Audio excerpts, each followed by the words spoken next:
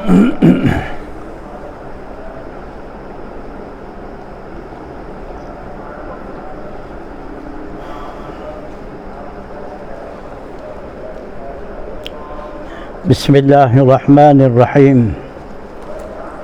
Alhamdulillahi rabbil alamin.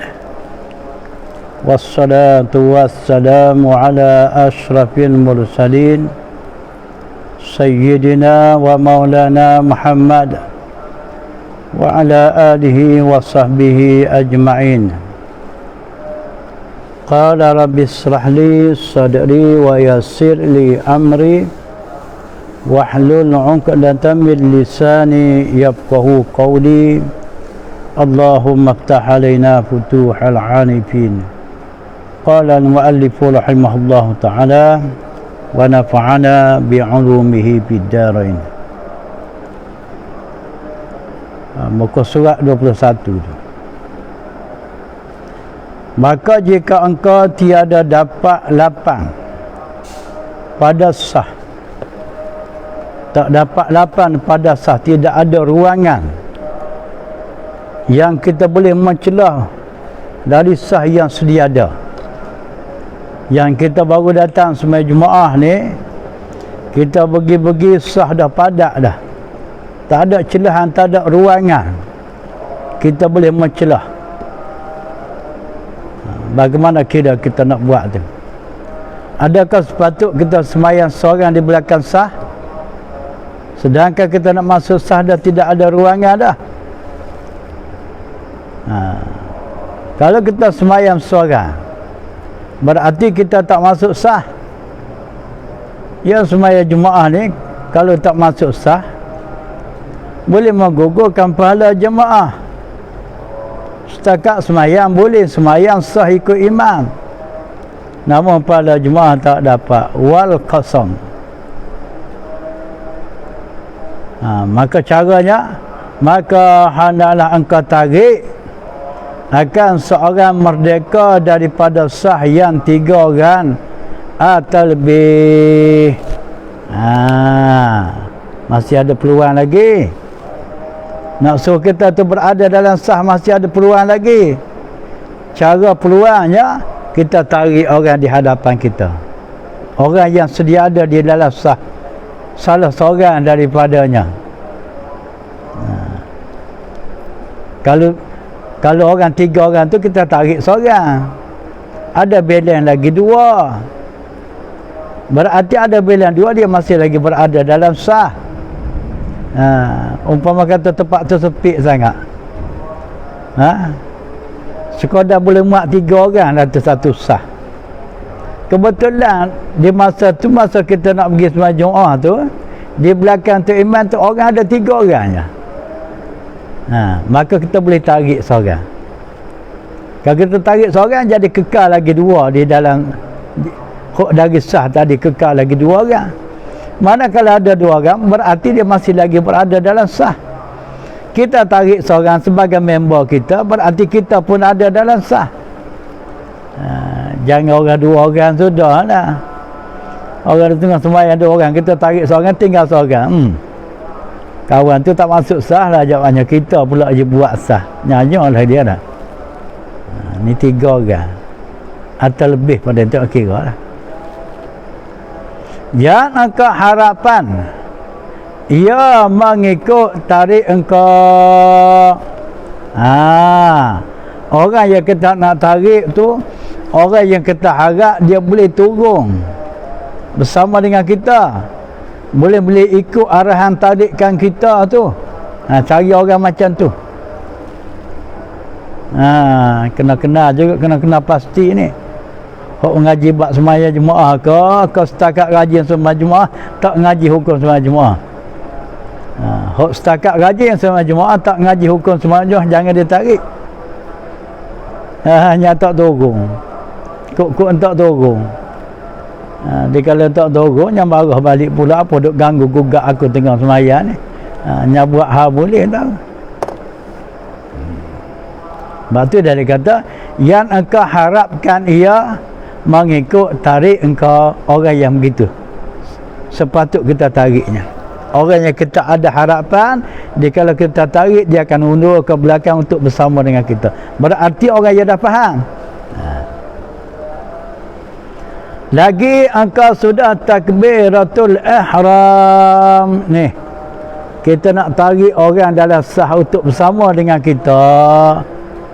Selepas kita takbiratul ihram dahulu.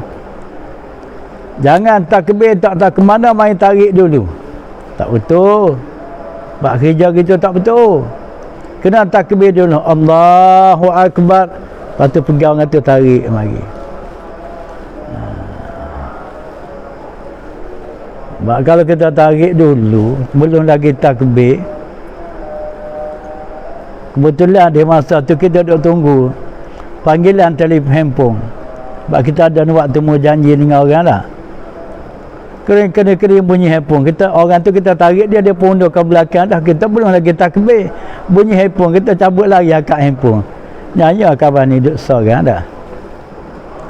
Tapi kalau kita takbiratul ihram, kita tarik bunyi handphone sekalipun, takkanlah kita nak berhenti sembahyang. Itulah. Itu di antara maslahah kebaikan. Nak tarik orang bersama dengan kita selepas kita takbiratul ihram.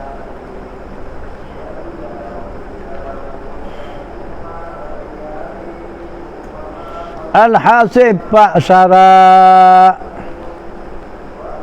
Pak Syarak. Pak Syarak macam mana ni?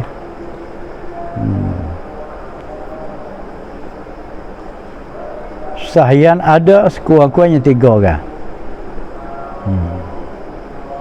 Yang kedua, orang yang kita harap turun bersama dengan kita. Yang ketiga, Pak Syarak duduk mana tu?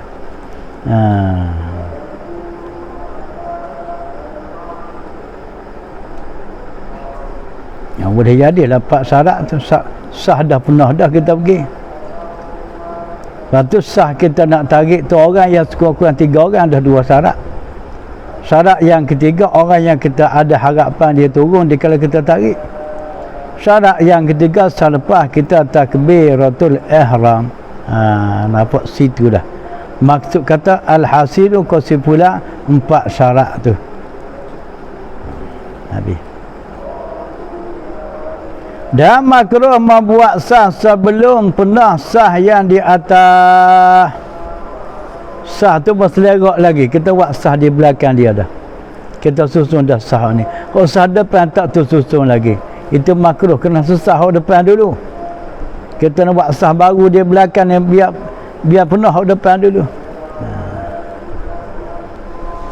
Dan makruh berdiri laki-laki yang seorang di kiri imam dan di belakangnya belakang imam, makruh. Orang lelaki kalau jadi imam, dia kena di kanan imam kalau sama seorang lah. Kalau duduk di kiri makruh, di belakang pun makruh, kena di kanan. Dan menyamakan pada tumiknya dan tu atas pada kata makruh orang laki-laki. Kiranya dia sama tumik dia dengan tumik imam. Sama-sama di atas lain. Makruh.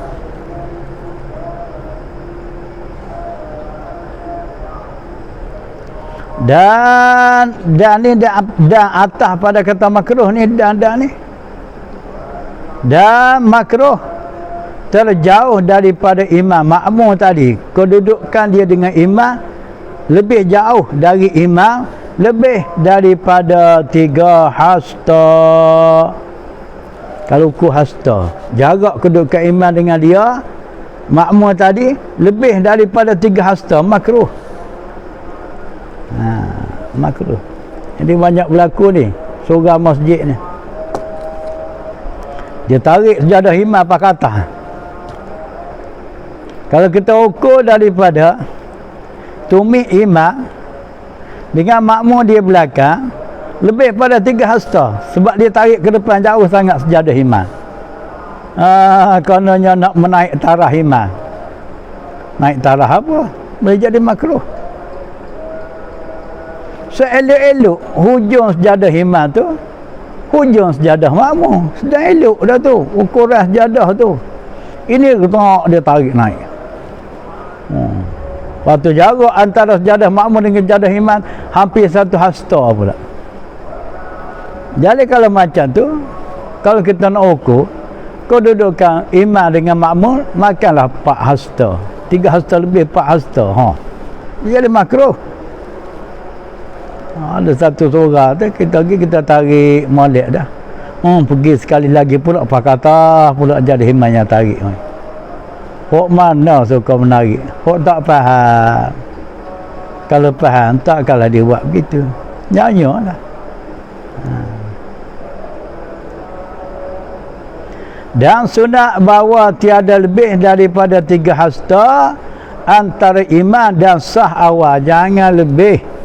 Kau dudukkan iman dengan sah pertama daripada 3 hasta, jangan lebih. Ini payah nak betul ni.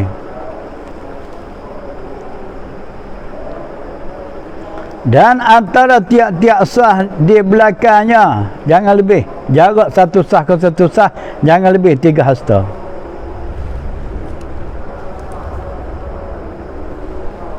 Dan sunat berdiri di belakang imam segala laki-laki. Kalau kita nak susun sah, sah di belakang imam, sah laki-laki dewasa. Kemudian jika sempurna sah mereka itu laki-laki. Setelah sempurna sah laki-laki dewasa di belakang imam, kanak-kanak barulah letak budak-budak laki-laki di belakang sah laki-laki dewasa tadi. Kemudian selepas daripada sah kanak-kanak perempuan, barulah sah orang puan di belakang sah kanak-kanak.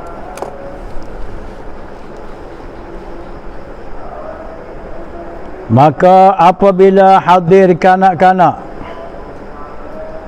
dan mendahulu mereka itu kepada sah awal, bagaimana kira? Kalau yang datang tu budak-budak datang dulu, orang tua tak apa lagi, seorang masjid siapa budak dulu. Mana kalau ada qamat, budak-budak pun buat sah di belakang imam, sah pertama. Kemudian hadir segala yang balik, barulah hak tua baka baru sampai. Tapi sah pertama di belakang imam tu budak-budak lelaki. Setelah budak-budak buat sah kita, baru datang hak tua baka tadi. Nak duduk mana tua baka tadi? Maka tiada dihundur akan kanak-kanak itu daripada sah awal. Tak payah budak tu undur belakang. Kekal budak-budak tu kena buat sah pertama juga. Jadi kalau macam tu berlakulah sah pertama kanak-kanak, sah kedua di belakang kanak-kanak, sah dewasa, orang laki-laki dewasa. Ni macam mana dah? Sebab apa? Kena kekal sah kanak-kanak di masa tu. Kerana kanak-kanak tu terlebih sebenar dengan dia pada ketika itu. Kalau banding dengan hak tua datang lewat jemaah tadi. Dan kerana satu jenis kanak-kanak dengan laki-laki itu, tambahan lagi pula satu jenis sama-sama lelaki belakang. Tua lelaki, budak pun lelaki, boleh lah. Kecuali kalau sah di belakang imam tu orang puan, nak buat sah orang dewasa tu tak boleh di belakang orang puan, itu lain lah pula. Dan memberi pahan adalah elak ini diperan dengan sebab ini, dipahan daripada ni sebalik secara mukhalatah. Bahawasanya perempuan sekiranya mendahulu mereka itu bagi sah awal, orang puan datang dulu dia buat sah pertama di belakang imam, kemudian hadir lain daripada mereka itu, maka datang pula orang lelaki. Nak duduk mana? Kenalah takhir mereka itu perempuan. Kenalah orang puan tadi kena undur belakang. Takhir tu kena undur belakang. Kena beri jalan sah pertama di hadapan dia tu orang laki-laki. Mengapa? Kerana ketiadaan sejenis mereka itu. Tidak satu jenis. Dia orang puan dengan orang lelaki tidak sejenis. Dia spesies lain-lain. Lepas tu kena bagi jalan. Sah pertama dan yang tempat dia duduk dulu bagi orang laki-laki. Gitulah.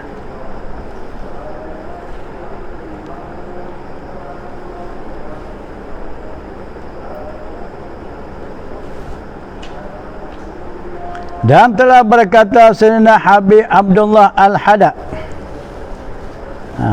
Habib Abdullah Al-Hada.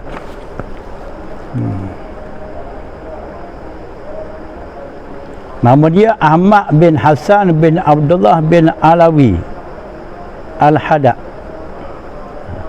Tokoh fiqh Hadramaut Yaman. Tokoh fiqh orang Hadramaut negara Yaman. Habib Abdullah Al-Hada. Dia mengarang kitab sehingga 70 buah kitab. Itu bukan 7 buah, 70. Dia meninggal dunia pada tahun 1204 Hijrah. 1204 Hijrah. Bersamaan 1790 Masihi. Antara kitab dia ada diterjemah oleh orang, kitab An-Nasaihud Diniyah.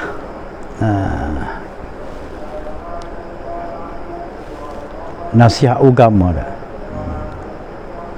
Sejarah dia tu. Apa kata dia? Kata Habib Abdullah Al-Hada, ulama Hadramaut, di dalam kitab Nasaih Ad-Diniyah bermakna dan setengah daripada sunat, dia kata.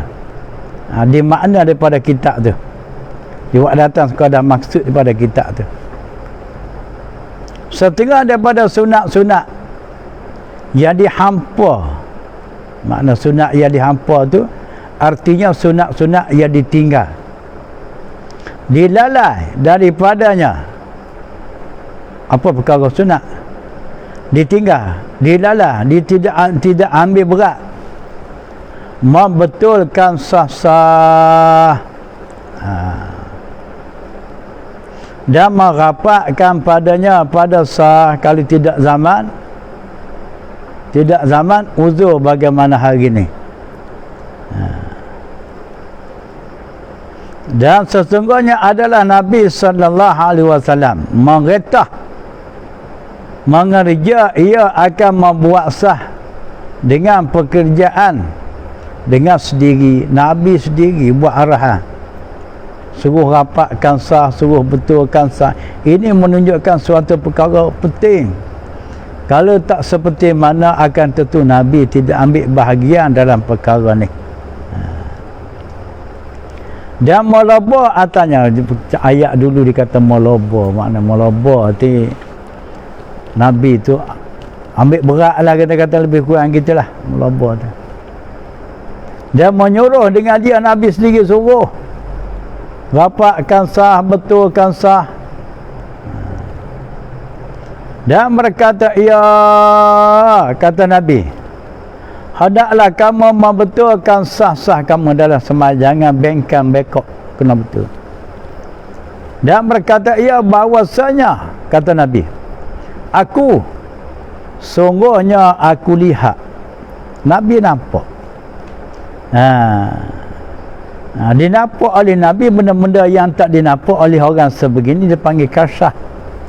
Kasyaf, makna kasyaf tu Tuhan buka mata basirah, mata hati, mata ruh sana tu. Walaupun benda tu seni sekalipun dinampak olehnya, itu dia panggil kasyaf. Kasyaf mana tu buka mata dalam, mata ruh. Orang tarah wali sama telah Nabi Rasul, tarah wali,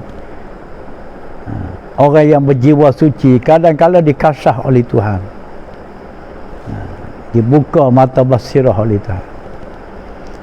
Kasyaf ni ada dua perbicaraan dalam ilmu tasawuf, ada dua. Kasyaf kauni, kasah suri. Makna koni ni kejadian. Dia tahu hal-hal yang berlaku. Sesuatu yang berlaku dia tahu. Tapi dia tak nampak pun dia tahu. Tu kasah koni. Kasah suri itu dia nampak. Dia nampak. Tu cerita di sisi orang Sopi sana.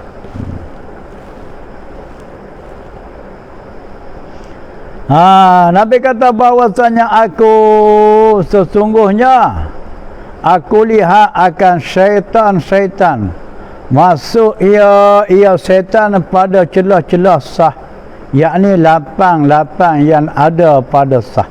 Kalau sah tu ada celah-celah, maka mencelahlah oleh syaitan di celah-celah sah tadi. Sebab tu kita kena rapat. Jika kita rapat, tidak ada celah lagi dia nak mencelah. Setelah dia dalam sah semayang dicelah oleh syaitan, tujuan dia mencelah tu dia nak mengganggu-gugat keteraman orang semayang. Nak suruh jadi lara, suruh jadi tidak dapat khudu hati kepada Allah.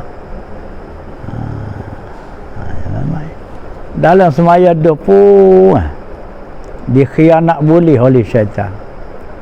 Apatah hal langsung tak semayang. Dalam suasana semayang jemaah dah pun dia khianat boleh. Sementara kalau semayang tak berjemaah, lagi rapuh dia nak khianat. Sedangkan semayang jemaah tu kita berada dalam rahmat Tuhan. Tapi sungguh pun kita berada dalam rahmat Allah kalau tidak menepati pekerjaan kita dengan apa jadi disuruh oleh syarak. Itu masalahnya. Maka disunat mendepik pakai so sudahlah. Kalau pakai dua tak sedap bunyi. Maka disunat tak sedap. Maka disunat mendepik segala kepala bahu, makna dirapat kepala bahu kita dengan orang sebelah kanan sebelah kiri. Ni sebab pada rapatnya sah, biar suasana gitu. Serta sama tumit, biarlah arah tumit tu sama di atas satu lain. Jangan ke depan ke belakang. Ukurannya tumit bukan ujung kaki. Maka demikian itu sunnah Nabi sallallahu alaihi wasallam. Cara begitu adalah cara sunnah Nabi. Sunnah Nabi.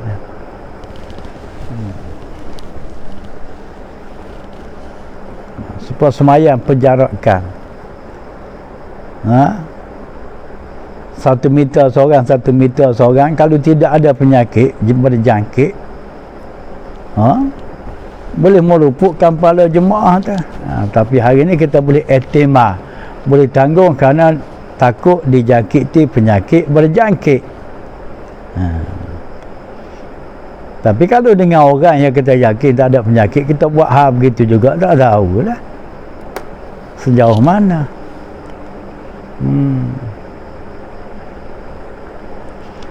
Dan sangat dituntut amat-amati dengan demikian itu, sangat ditutup, diamat-amati, diambil berat dengan dirapatkan sah, dipenah rapatkan sah, dibetulkan sah,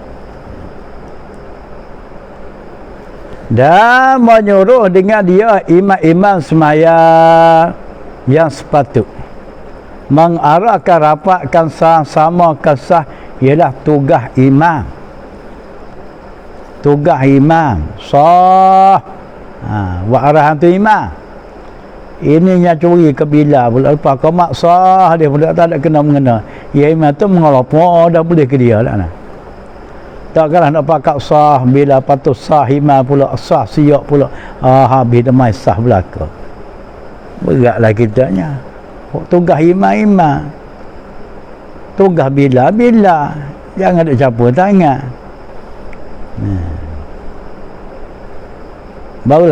Barulah tersusun pelaksanaan. Ni ada pula ni sejenis imam ni. Sekali-sekali jadi imam. semaya jemaah. Lepas qamat tu as-salatu jami'ah. Oh Allah Rabbi, as-salatu jami'ah apa lagi? Dah qamat dah, ini semayang fardu. Hak sunat dilapa as-salatu jami'ah tu bagi semayang sunat yang dituntut kerja secara berjemaah dan dilaksanakan pun secara berjemaah. Barulah sunat, sebelum tu dengan kata as-salatu jami'ah. Dah. Payahlah kau tak suruh. Gaji yang tak suruh ni banyak. Oh, lepas semayang kan kita takbir raya. Allahu Akbar, Allah. Jangan ditidur malam tu. Buat semalam raya juga. Apa macam. Dan mereka itu terlebih aula dengan dia daripada orang lain, daripada muslimin. Dan mereka itu iman tadi. Terlebih aula, terlebih utama dengan dia dengan kata sah daripada orang lain, daripada orang muslimin, daripada orang Islam. Dia tugas dia, hak kepunyaan dia. Kerana bahawa mereka itu iman tu. Segala yang menolong atas kebajikan. Dalam bab semaya ni, iman tu orang yang menolong kebaikan. Antara kebaikan yang ditolong imam mengarahkan makmum sungguh sama dan rapatkan sah. Dan takut ke Tuhan. Tugas iman tu mengarahkan orang agar takut kepada Allah. Bagaimana firman Allah Ta'ala, wa ta'awanu 'alal birri wat taqwa wa la ta'awanu 'alal ismi wal udwan. Artinya, dan tolong olehmu atas kebajikan dan takut ke Tuhan tu kepada Tuhan. Dan jangan kamu tolong atas dosa dan berseteruan. Jangan tolong menolong atas benda salah. Dalam semaya ni, orang yang tolong para makmum atas kebajikan ialah iman. Pertolongan dianya sama akan sah, rapatkan sah. Itu tugas dia lah. Maka melazimkan olehmu dengan segera, tidak lewat kepada sah awal. Di titik berat. Di titik berat mengutamakan sah pertama. Dan melazimkan olehmu dengan merapatkan sah-sah dan menyamakan. Sah tadi biarlah sama, rapat serta sama, sekadar kuasa engkau. Kerana bahawasanya ia jalan yang ditetap daripada jalan-jalan Rasulullah sallallahu alaihi wasallam. Barang siapa menghidup ia akan jalan-jalan Rasul, artinya mengerjanya. Makna kata menghidup tu mengerjanya adalah ia sertanya. Makna ia sertanya, ia bersama dengan Rasul. Ia bersama dengan Rasul di dalam surga. Itulah kok mana sedaya upaya kita kena hidup sunnah Rasul tu. Sunnah Rasul tu. Jadi merapatkan sah, menyamakan sah sebagaimana sunnah Rasul. Seperti barang yang datang ia intah, begitulah maksud perkataan nasaih. Ini lanjutan daripada kitab Nasaihud Diniyah.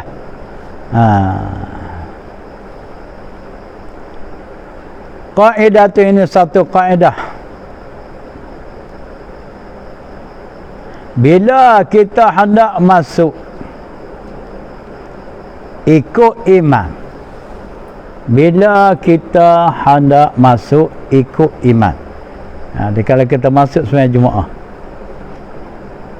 kita nak beriman kepada orang yang sedang sembahyang, ikutlah di mana-mana tempat imam di dalam sembahyang. Kita pergi imam duduk peringkat mana, kita takbiratul ihram teruslah ikut imam. Kalau imam duduk antara dua sujud, sedang duk baca Rabbil Firli, itu antara dua sujud. Orang kita takbir tahrim, kita turun, sama-sama lah duduk baca Rabbil Firli dengan imam. Jangan duduk terkabir. Mengapa tak takbir lagi? Oh, nak nanti imam tu berdiri akan datang. Mula tak pandai nak buat dah. Dah terlepas dah sebahagian daripada fadilah jemaah. Jemaah ni kalau awal kita berjemaah, banyak pahala. Lewat jemaah kuranglah pahala. Tetapi kalau imam di dalam rakaat, kalau kita pergi imam sedang rakaat, makmum takbiratul ihram, kemudian ia rakaat selalu. Sudah elok dah tu. Pergi imam sedang rakaat, takbiratul ihram, kita pun rakaat.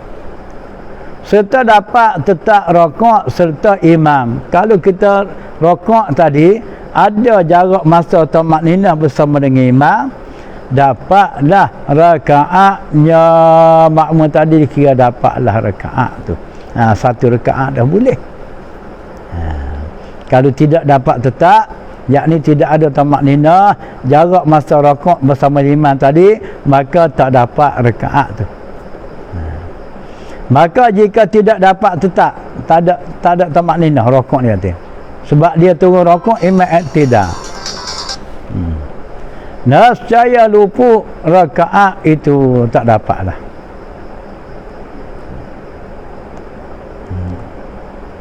Dan ikut imam bakit selalu. Dah tak dapat rakaat, imam iktidal lah. Bakit lah. Tak usah duduk rakaat lagi dah. Rakaat apalah. Begitu juga dapat imam di dalam iktidal, atau di dalam sujud, atau antara dua sujud, atau sujud yang kedua. Bertakbirlah makmum, jangan nanti lagi takbir imam sujud, turun sujud lah kita. Kalau imam rakaat, imam duduk antara sujud, kita pun takbir, turun duduk antara dua sujud. Jangan duduk tunggu imam nak bangun dulu. Kemudian ikut pergi tempat imam selalu. Jangan tunggu-tunggu lagi. Dapat fadilah jemaah. Fadilah jemaah dapat. Tiada dapat rakaat, tetapi rakaat tak dapat lah. Nak dapat macam mana? Dia sempat bersama dengan imam sedang sujud. Dia sempat bersama dengan imam sedang duduk antara dua sujud, tak dapat rakaat. Dia sempat dengan imam semasa imam iktidal. Imam dan bakit pada rakaat, tak dapat rakaat.